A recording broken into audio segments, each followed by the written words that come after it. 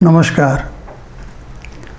We studied about soul in the last lecture, and we know that every life has soul.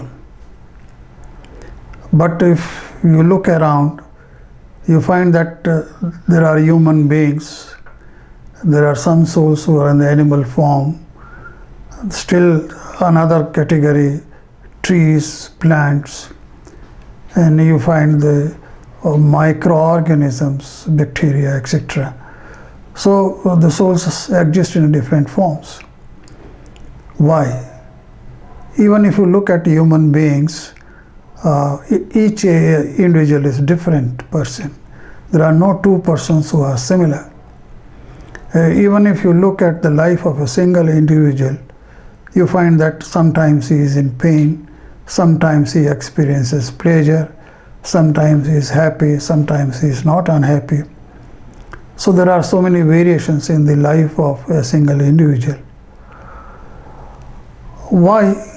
The answer is karma. It is the karma which makes a difference, which makes souls to exist in different forms, and which makes a single individual to have different kind of experiences. So it is all due to karma. So diversity in terms of species, diversities in terms of types of persons, diversity in the form of experiences and so on. What is karma? That is the fundamental question. Now we start with the concept of soul. Soul is doer. Soul can act through body, through mind, through words. So there are different kinds of actions which are possible in the case of a soul. And what happens when the soul is engaged in these actions? In fact, the impression of these actions is made in the soul. Whatever the soul is doing, whatever way it is acting, there is a record kept in the soul itself of every action. So an impression is made in the soul. That is karma. But that is about the soul. So you must be clear that karma is not action. Karma is impression of action. So in normal words you say kriya. Kriya is not karma. Kriya is action. And the record which is kept of this particular action or impression which is made on the soul is karma. And the karma has been existing with the soul right from beginningless time. The soul has never been without karma. So these records are there with the soul. This information is there with the soul right from beginningless time. And so therefore the soul has records of all activities which a soul has done in various lives in the past. This is a very amazing thing, that soul knows everything which the soul has done in the past. All lives. We have had infinite number of lives so far, and the information of activities of every life is present in the soul. This is karma.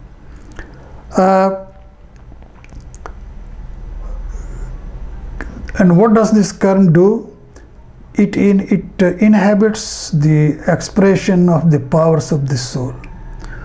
So in a way, these impressions which are made in the soul work as cloud, as I told you in the last lecture.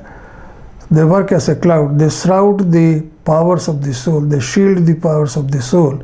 And therefore, the fundamental powers of the soul, which in a pure soul, we know it is infinite jnana, infinite perception, infinite bliss or perfect bliss, and infinite spiritual powers. These are the real powers of the soul, and they are never expressed because the soul is defiled with karma. Now, this is one thing, regarding soul, but at the same time there is a record kept in the physical form. What happens is that there is a subtle body called Karman body which is attached to the soul, and this Karman body keeps the records in the physical form.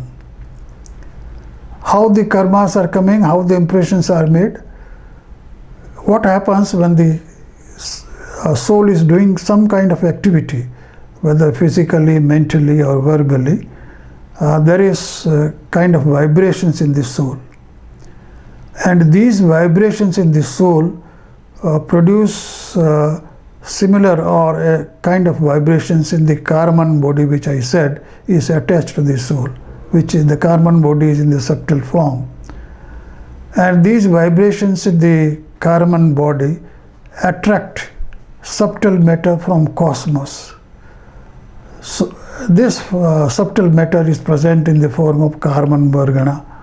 So the Karman Varganas are attracted by vibrations in the Karman body, and these incoming Karman Vargana, or the subtle matter, then carries the impression of the particular activity which is responsible for influx of these karmas. So that way a record is kept in the physical form in our system. So there we have a Karman body, and this Karman body contains the physical records even of the past lives and of all the actions and activities which we have done in this life. So there is up-to-date record maintained in the Karman body, and these subtle meta Karman Varganas which are incoming are then bound to the Karman body which is already existing. So every time when you are doing, because we are doing one or another kind of activity always, so there is a continuous flow of Karman Varganas or subtle matter. They come in, they carry the impression of the activities being performed, and they bind with the existing Karman Vargana. So there is a continuous bondage of karma with the Karman body. This is a regular feature. So the bonded karma contains the information of the action which is performed. This is one type of body we have. Jiva also has another body which is called as a Tejas body or Tejas Sharir, and this is a kind of electric body as per Jain texts are concerned. And these two bodies, that is the Karman body and the Tejas body, are always attached to the soul, in the sense that if the soul leaves this body and takes birth in another body, then these two bodies will be migrating along with the soul. So they are always attached to the soul. So the soul enters the next body, means the Karman body is going to the next body, and Tejas body is also going to the next body, and therefore the entire information which is present in the Karman body and in the soul is being carried forward from one life to another. So that way there is a continuity of information. The information flows from one life to another and the next life and so on. So soul always knows what has done in the past, and there is a record, So there is, we cannot say that if a soul takes a new birth, means there is a new beginning. No, there is no new beginning, It is a continuity of existence. So as I said, the Karman body will carry forward all the information of this life as well as the past lives, and a continuity in the existence is maintained. The activities I said are performed either mentally, physically or verbally, and I have already explained that these incoming subtle matter Karman Varganas bond with the existing Karman body. This inflow of subtle matter inside the carbon body is bound to the carbon body because of our passions like krodh, man, maya, lobh, anger, ego, deceitfulness, and greed. These are the main kashaya, or what we call as the passions. And because of these properties or these attributes which we all have, there is a bondage between the incoming carbon vargana and the existing carbon body. So this karma now then have different kind of features we must know. There are 4 features of this karma which is bond with the soul. One is prakriti. Means, as I said earlier, the karma is shrouding or shielding the properties of the soul. What property is being shielded by this particular karma which is bonding at this moment? No, that is prakriti. So prakriti of the karma is the type of quality or the type of property the karma is shielding the property of the soul. This is known as a prakriti type, and there are 8 particular kinds of karma which shield 8 different kinds of qualities of the soul. This we will take little later, but first let us discuss about the other features. Another is pradesh. Pradesh quote is called as pradesh bandh. Means, the amount of subtle carbon vargana or amount of subtle matter which is bonding with the carbon body at any particular instant. That is pradesh. Another feature is sthiti. How long this karma will remain with the soul. So the particular karma which is bonding with the soul remains for a certain duration, which is known as a sthiti. And this is decided at the time of bonding itself. It can remain for an hour or a year or one full lifetime or even many lifetimes, So the duration can be anything.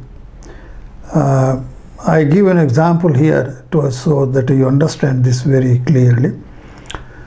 It is said that Ram killed Bali, and he killed in a kind of cheating manner, that he was hiding behind a cover so that the Bali could not see Ram, and then Ram killed Bali. This is the history. And this another event, which occurred in the life of Krishna. So in the life of Krishna, at the fag end of his life, a bird hunter killed Krishna with an arrow. He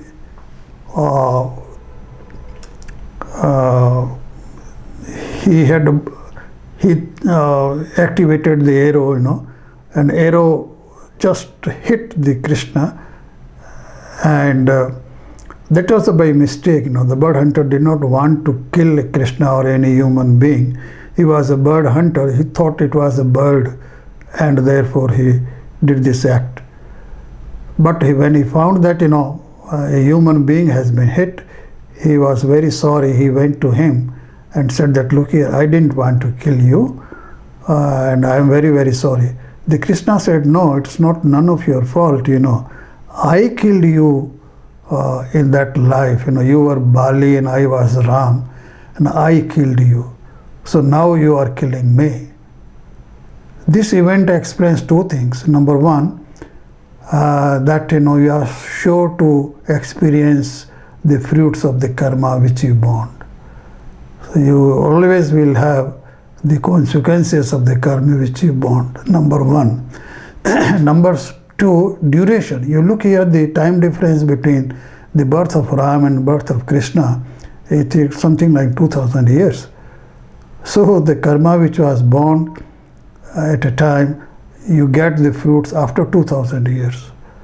So the the thing I want to explain you is this, that you can experience the fruits of karma in this life or next life or after many lives, but you are sure to do it. This is sthiti. And what happens, when the karma is bound for a certain duration, it remains inactive for some time, certain duration, and thereafter the karma becomes active. And when the karma becomes active, then only you experience its fruits. So in the inactive state, the karma doesn't give any fruit to the soul. So it has no effect on the soul. So this is the kind of explanation we have. Then the third feature is anubhag. Anubhag is what kind of experience you will have when the karma comes in fruition, the karma arises, the karma becomes active. What kind of experience, what intensity of experience you will have is known as anubhag. Well, I explained all the four features. Then the type of karma. What kind of experience you will have when the karma gets fruition? So there is a concept of punya and papa. You have good activities in your life and you bond good karma. And if you have bad activities or you are indulging in bad activities, you bind bad karma. So this is known as a punya and papa. Punya is good karma in the sense that when it comes in fruition, when it rises, when it becomes active, the soul will experience pleasure, some kind of pleasure or some kind of happiness. And when the papa comes in fruition, the soul will experience pain, unhappiness, and so on. So the karma is broadly divided into groups, punya and papa, two categories. Punya is due to good activities and papa is due to bad activities, and they have a corresponding type of experiences when the karma comes in fruition. So this is, we have an inbuilt system, that if you do something good, you will have good experiences. If you do something bad, you will have bad results, of course in due course of time. Then I said in the case of Prakriti I said there are 8 types of karma which shield 8 different qualities of the soul. One is Jnanavarniya karma. This inhabits or shrouds the infinite Jnana property of the soul. So we don't experience infinite Jnana because of Jnanavarniya karma. So long as this karma is there, we will never experience the infinite Jnana. Then Darshanavarniya karma, it hides or it shrouds the perception ability of the soul. The soul has infinite perception, but we don't have that, and that infinite perception is shrouded or shielded by Darshanavarniya karma. Then there is Antaraya karma. The soul has infinite spiritual power. It can act in many ways and perfect ways. The Antaraya karma shields this particular property of the soul, so the soul activities are limited. Particularly, we are not able to carry out the activities which will give us success in life. The success itself is inhibited in life because of Antaraya karma. Then there is a Mohaniya karma. Mohani karma creates a kind of delusion in the soul so that the soul does not know the reality. This is the biggest hindrance. The soul sometimes do not identify as a soul itself. So the person will refuse and he say, no, I have no soul. This is because of Mohani karma. It creates a kind of delusion so that the person or the soul is illusioned, and does not know the reality, does not recognize the reality. And this is the biggest hindrance in the spiritual progress of the soul. Then there is a Ayu karma. and this karma determines the form of next life and the duration of the next life. For example, we exist in human form now. That means in the last life we bond ayu karma.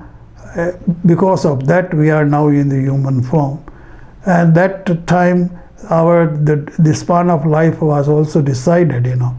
How much long, how many years of life we'll have in this form was also decided in the last life. And in this life we bond ayu karma that will decide the form of the next life we will have and the lifespan of that form. Then there is a nam karma. Nam karma determines the structure of the body in this form. So the human body which I have now, this body has been formed in this way because of the nam karma. So it is always like a biology, as we have in biology, the system, how the body is formed and so on, with the help of genes, DNA and so on. Similarly, Jain system defines nam karma, that is responsible for the structure, construction of a particular kind of body. Then there is Gotra karma. This Gotra karma decides in what kind of family you will take birth. That is the status of your body when you are born. Whether it's a high status or a low status. Of course, this has been said in terms of family, but it's the status of your body and your form of body and what the body can do and so on. Gotra karma. Then the last one is Vedaniya karma. This Vedaniya karma decides the pain and pleasure we experience, happiness and unhappiness which we experience. The Vedan means sensing kind of things, whether we will sense pleasure or pain and so on. So we have this way 8 different kinds of karma, and these karma again have subtypes. There are subclasses of karma. Some of them we will study in the next lecture, but we can't go into all the details of subdivisions of these 8 kinds of karma. That will take a lot of time, but in our course this is not possible. The only thing which I like to say now is that the first 4 kinds of karma, that is Jnanavarani, Darshanavani, Antaraya and Mohani, these are called Ghatiya or Ghati karma, in the sense that these 4 types of karma destroy the fundamental nature of the soul. And what is the fundamental nature of the soul?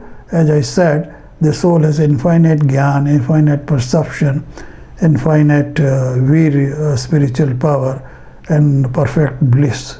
All these 4 properties are inhibited, and because they destroy the fundamental quality or fundamental nature of the soul, we call this group of karma as Ghatiya karma. So these are Ghatiya karmas. And the last 4, that is the Nam karma, Gotra karma, Vedini karma, Ayu karma, they are called Aghatiya karma.